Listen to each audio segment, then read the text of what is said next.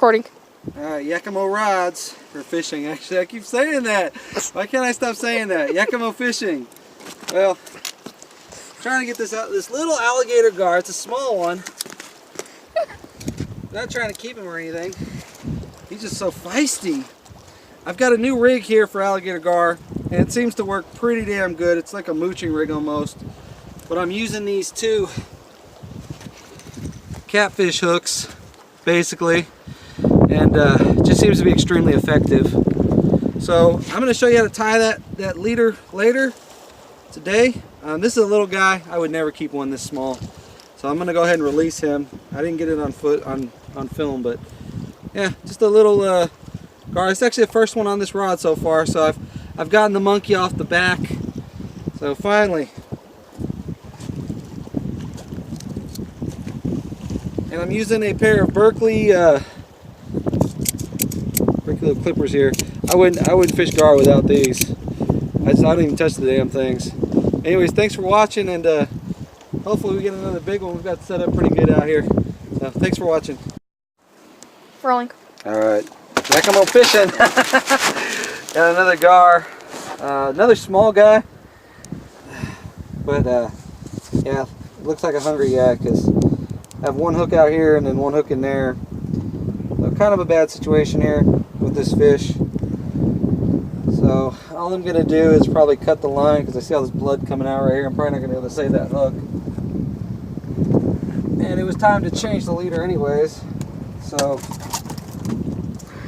really feisty. They are biting like crazy tonight. Cut that off. And hopefully that hook rusts out. But I'm going to have to tie another leader because this one's pretty much ruined. So this one's slightly bigger than the last one, but not by much. Same rig.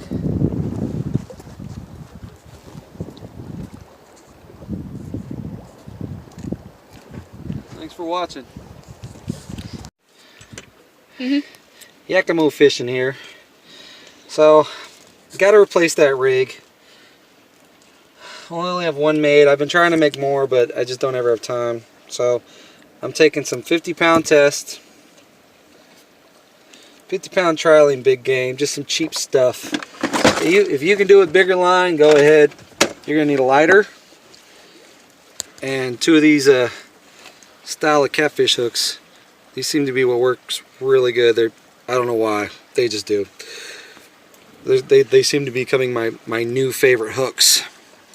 So what we're gonna do is we're gonna put the tag through the loop here. Move it out a little. Then we're going to take the back of the rig, the back tag all the way in the back, and we're going to put it through. We're going to try to put it through. So, bend this down. There we go. We're going to pull it back through. So, get all this loose line out of here. And I'm trying to walk and chew gum right now at the same time. All these tags, it gets kind of confusing. Okay, so what we have is the tag that's hanging out the back, or the front I should say. It's coming out of the front, and then the second tag that's hanging out the front, and then the main tag that's hanging out the back. So you should have a loop like that.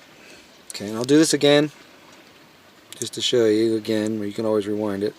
We're going to take this back loop that connects. There's this big loop here. We're going to take that connects, and we're going to start folding it down and start twisting the hook around it. We're twisting the hook so the line goes around it. And you want to do this about 6 times. You can try 7 if you want, but I usually do about 6 or 7. So we're just wrapping that on. This is just how you snell a hook. If my video doesn't work for snelling hooks, I'm sure there's tons of other videos out there on how to snell a hook or other kinds of knots. This is just how I do mine. And then you want to untangle these two so that you have just the loop here. There's going to be a loop here, the front tag, and you're going to pull this through. You're going to start pulling on this back tag here. And you're going to pull that loop until it connects. It's nice and tight. You need to let go of the knot. You let go of that knot. Pull on that tag here. There. And we're finished with that piece. So that is the first piece of the snell. Okay. We're going to do that again. But then it gets a little trickier. Because we're going to snell another one on there. And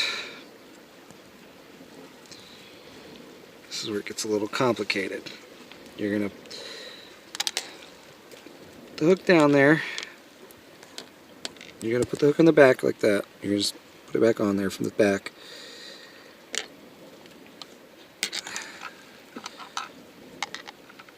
And then you're going to go ahead and do it again through the front.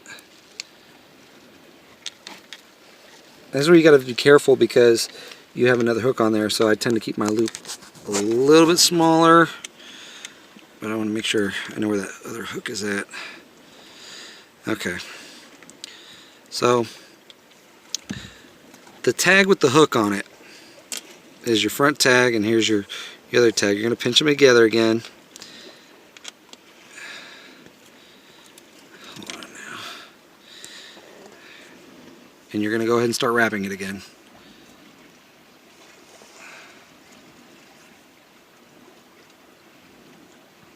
And you're mindful that that hook's on there.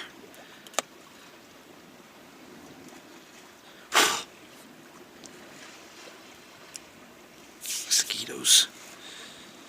And I'm hoping the rods don't go off while I'm doing this because we're actually in the middle of fishing and there's some pretty big bait out there. But it wouldn't be bad to film a nice fight right now. I was out here the other day and I lost a really big fish, and I feel bad because I'm trying to get my channel going. I'm trying to get more videos. And alright. Have we got enough? Looks like we have enough.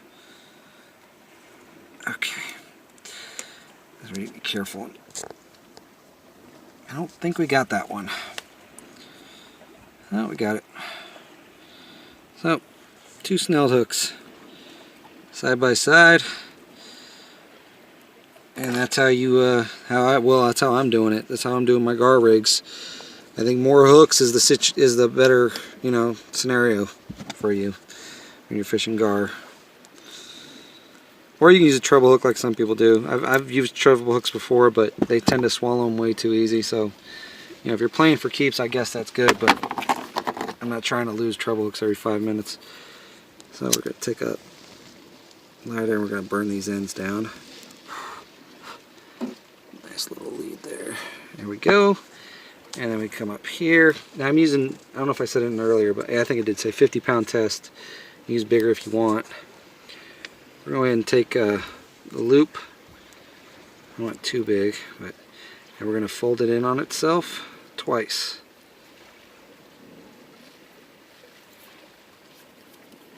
And that's it. I can cut this extra off. And this isn't a bad way to do a live bait rig either. You can do smaller hooks and tie one in the nose and tie one in the... It is windy out here. And there we go. We got this nice nice loop on here. And what I'm running... Okay, we got a fish on over here. Oh, he stopped. I think it was yours. I just heard it running. Well, we'll finish this up real quick, and then we'll get back to the fish. I'm running a slider. These sliders I get from Japan on eBay. They work great. I love them.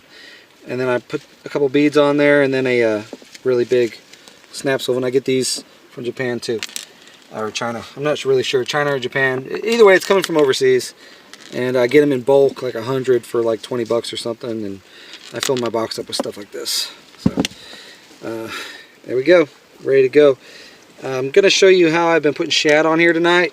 It's been working. Let's see if I can find some decent shad. There we go. Kind of a weird way that these hooks work. I'm going to go ahead and put it through the skull. I like to go right through the skull. And I like to fold the bait over Do it right in the back of the tail there. And that's how that works, like that. And I'm going to do another one the same way. I've got buffalo tonight too, and I've got a carpet out on another rod, so this is kind of the rod I'm just kind of playing with. And they seem to be going after the shad tonight, not the buffalo or anything, which is kind of strange. I think that'll change during the summer, though. Let's see if I can get that on there. A real tricky way to do it. Well, there we go. And that's how I'm fishing. So that's kind of a big long video, but I'll attach them all together. I'll make a little bit of a, I don't know, I could probably do 2 videos. I don't know, we'll see. But thanks for watching, and I think we've got some rods to tend to. So, alright, Yakimo fishing.